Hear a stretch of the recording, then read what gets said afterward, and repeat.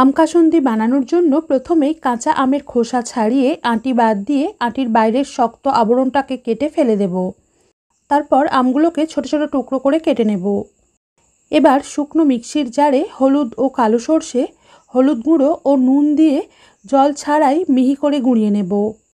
এরপর আরেকটা মিক্সির জারে কুচনো আম, অল্প আদা কুচি, কয়েকটা কাঁচা লঙ্কা, চিনি, গুঁড়ো সর্ষে আর কাঁচা সর্ষের তেল দিয়ে মিহি করে বেটে স্বাদটা চেখে দেখে আরও একটু নুন, কাঁচা লঙ্কা, সর্ষের তেল ও বিট নুন মিশিয়ে কড়াইতে ঢেলে গ্যাস একদম কমিয়ে লোতে রেখে 1.5 থেকে 2 মিনিট মতো একটু নেড়ে গ্যাস বন্ধ করে ভিনিগার মিশিয়ে পুরোপুরি ঠান্ডা হয়ে গেলে একটা পরিষ্কার ও শুকনো কাঁচের শিশিতে ভরে রাখতে হবে।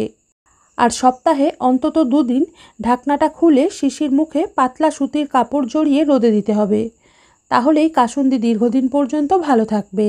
আর যখনই কাসুন্দি এই শিশি থেকে বের করবেন তখন খেয়াল রাখতে হবে চামচটা যেন একদমই শুকনো ও পরিষ্কার হয়, কারণ কাসুন্দি যদি জলীয় ভাব বা ময়েশ্চারের সংস্পর্শে আসে তাহলে খুব তাড়াতাড়ি নষ্ট হয়ে যায়।